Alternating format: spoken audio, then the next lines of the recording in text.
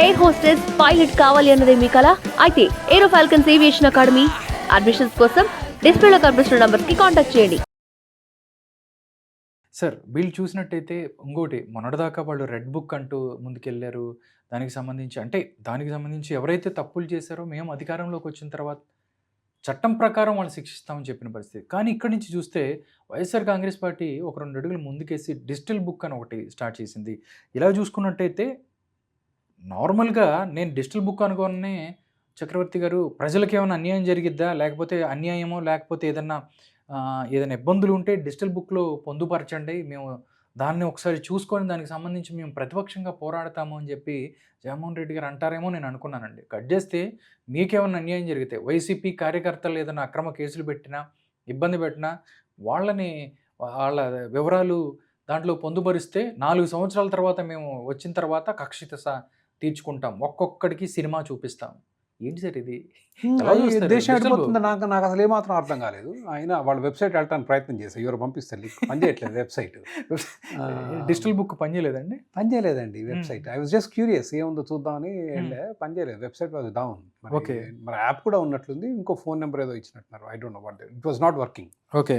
But anyway RK గారు, it is a much bigger issue.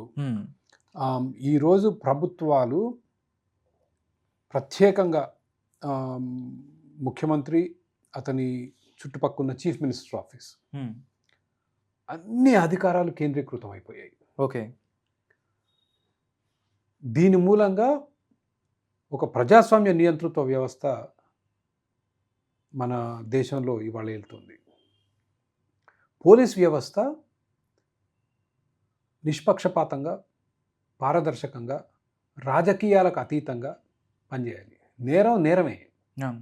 అధికారంలో ఉన్న టీడీపీ, జనసేన, బీజేపీ వాళ్ళు చేసిన నేరమే, ప్రతిపక్షంలో వైసీపీ వాళ్ళు చేసిన నేరమే, సామాన్యుడు ఆర్కే గారు చేసిన నేరమే, నేను చేసిన నేరమే. పోలీసులు వీడు ఏ పార్టీ అని చూడరు. ఇవాళ స్వతంత్రంగా పనిచేసే పోలీస్ వ్యవస్థ లేదు. రాజకీయ ప్రలోభాలకో లేకపోతే అధికారానికో దాసోహంగానే పనిచేస్తున్నారండి. ముఖ్యమంత్రి గారు ఏది చెప్తే వాళ్ళు కీలుబొమ్మలు. అది జగన్మోహన్ రెడ్డి గారు కానివ్వండి, రేవంత్ రెడ్డి గారు కానివ్వండి, చంద్రబాబు నాయుడు గారు కానివ్వండి. ఆ వ్యవస్థ మారనంత వరకు ఇవి డిజిటల్ బుక్లు, మేము వస్తే నీ తాట తీస్తాం, ఇవి నడుస్తూనే ఉంటాయి. ఇంట్రెస్టింగ్, ఈ వారం మీరు ఆంధ్రజ్యోతిలో ఆదివారం ఆర్కే గారు ఒక ఆర్టికల్. అవునండి.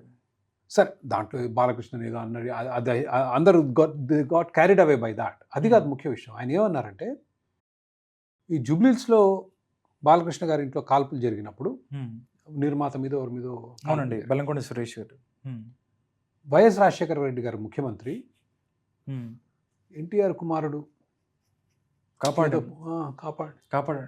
అంటే ఎవరిది జరిగిందో జరగలేదో నాకు తెలియదు. ఓకే, అంటే వైసీపీ కూడా క్లైమ్ చేస్తుంది సార్. నేను కూడా మాట్లాడదాం అనుకున్నాను. అది కాకుండా మేము పెట్టిన భిక్ష ఆ టైప్ లో మాట్లాడుతున్న పరిస్థితి. అది ఇంకొక కేసు కూడా ఏదో చెప్పారు అదే ఆర్టికల్లో. వైఎస్ రాజశేఖర రెడ్డి గారు ముఖ్యమంత్రిగా ఉన్నప్పుడు ఇంకొకరు కూడా ఇట్లే నాయకుడు ఇబ్బందుల్లో వస్తే చంద్రబాబు నాయుడు గారు, రాజశేఖర రెడ్డి గారు, చంద్రబాబు నాయుడు గారు వదిలేయడం ఏంటి, మీరు ఎవరు అసలు వదిలేయటానికి, మీకు ఏం హక్కు ఉంది అంటే, అసలు కోర్టులు ఏం చేస్తున్నాయి, పోలీసులు ఏం చేస్తున్నారు, ప్రభుత్వం ఏం చేస్తుంది? నేను ఆ ఉదాహరణ ఎందుకు ఇచ్చా అంటే, పోలీస్ వ్యవస్థ ఈరోజు కంప్లీట్లీ కాంప్రమైజ్డ్. అది పోలీస్ వ్యవస్థలాగా పనిచేయట్లేదు, ముఖ్యమంత్రి గారి కీలుబొమ్మలాగా పనిచేస్తుంది. ఆయన లెఫ్ట్ అంటే లెఫ్ట్, రైట్ అంటే రైట్, ఎవరిని బొక్కలు ఏమంటే వాళ్ళని వేస్తున్నారు. ఆ వ్యవస్థ మారకపోతే భారతదేశానికి చాలా నష్టం. ప్రజలకు ఒక నియంతృత్వ వ్యవస్థలో బతుకుతున్నట్లే. టీడీపీ అధికారంలో ఉంటే వైసీపీ వాళ్ళు భయాందోళనలో బతకాలి, వైసీపీ అధికారంలో ఉంటే టీడీపీ వాళ్ళు భయాందోళనలో బతకాలి, వైస్ వర్స. ఇక్కడైనా అదే పరిస్థితి. పోలీస్ వ్యవస్థను కంప్లీట్లీ షుడ్ బి సెపరేటెడ్ అండి. విదేశాల్లో, చాలా దేశాల్లో రకరకాల వ్యవస్థలు ఉన్నాయి. అమెరికాలో పోలీసులు కూడా ప్రజలే ఎన్నుకుంటారు. Okay, precisely for this reason. వాళ్ళు కాంప్రమైజ్ కావద్దని. ఓకే, పార్టీలకు అతీతంగా ఎన్నుకుంటారు. మన పంచాయతీ ఎలక్షన్స్లో ఉంటాయి కదా, అట్లే పార్టీ సింబల్ లేకుండా ఎన్నుకుంటారు. జడ్జీలు కూడా ఎన్నుకుంటారు అక్కడ చాలా ప్లేసుల్లో. బట్ అదొక్కటే సొల్యూషన్ అనట్లేదు. ప్రపంచంలో చాలా దేశాల్లో పోలీసులు పారదర్శకంగా పనిచేయగలుగుతున్నారు. ప్రపంచంలో మనం స్టడీ చేసి పోలీసులని, పాలకులని వీ షుడ్ సెపరేట్.